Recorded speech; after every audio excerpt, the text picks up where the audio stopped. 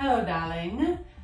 This is Jennifer Alley, your ally in alignment, and in this video we are talking about the benefits of meditation for the hemispheres of your brain. Now, just to go ahead and review what this image is about, this is the mind flow image, and this is representative of the different levels or different layers or dimensions of your mind, you as a spiritual being in your human experience. So there's the soul aspect of yourself, which is the truth of who you are, and your soul is projected into a human form where you have a brain for thinking, a heart mind where you feel and have emotions, and a body mind, which is where you take action. And all of this is connected to the universal mind. Oops, we lost universal here. Universal mind.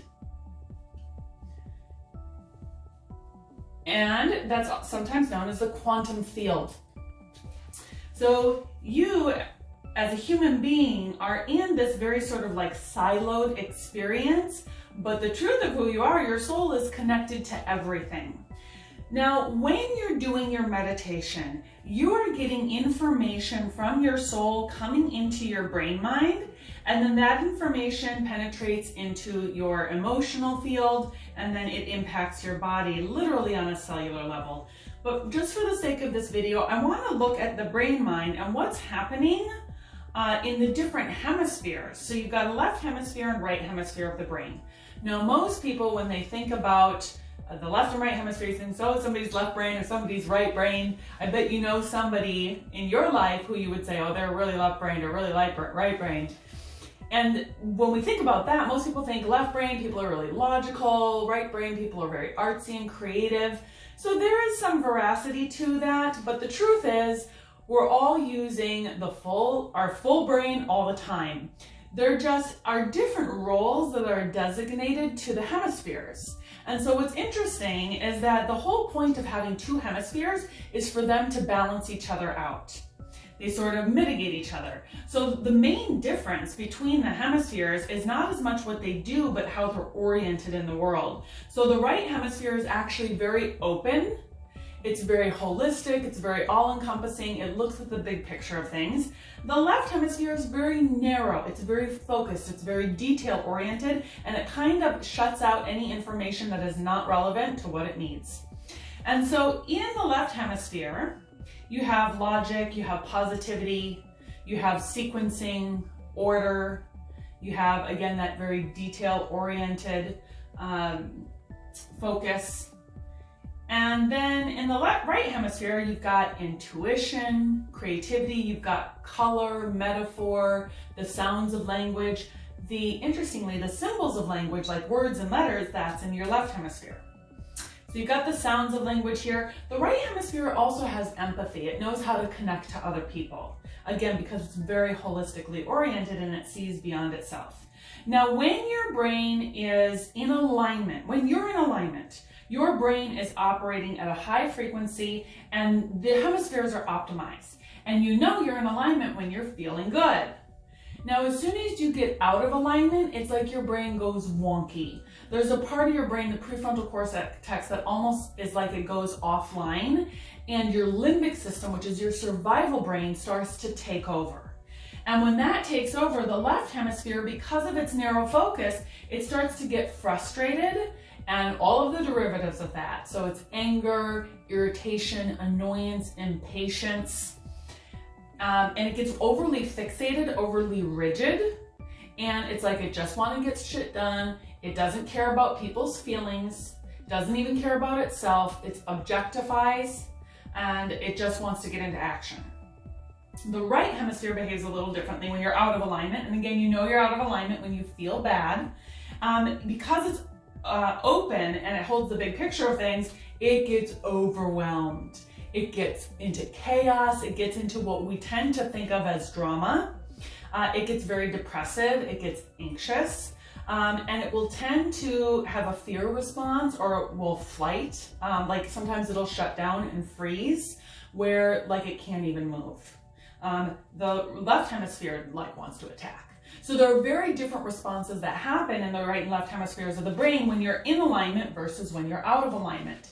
Now, interestingly enough, part of what you're doing when you're meditating is, because you're bringing in light energy through the crown of your head, and it's coming in and it's impacting the whole brain, there's a part of the brain that goes right down the center, right between your hemispheres, and it's called the corpus callosum.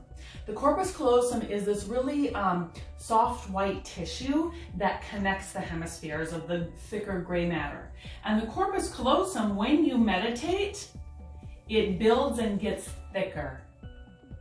And what that does, it empowers the communication between your hemispheres to be more effective, more efficient. It helps them work together better so they're more balanced.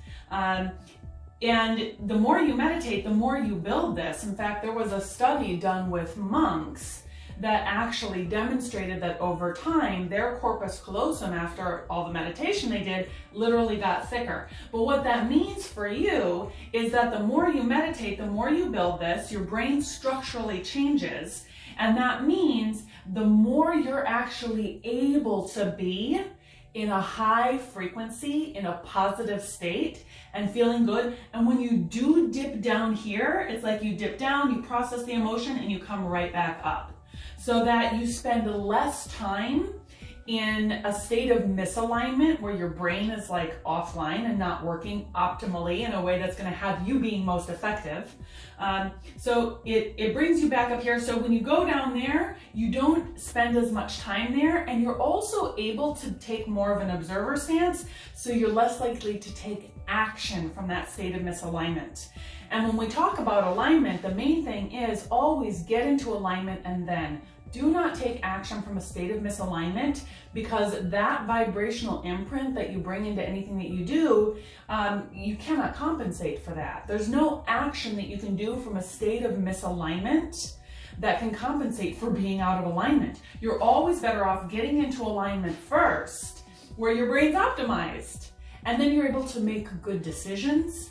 You can delay gratification. You have a lot more impulse control. You can empathize with other people, and you can stay connected with them. You can consider their perspectives.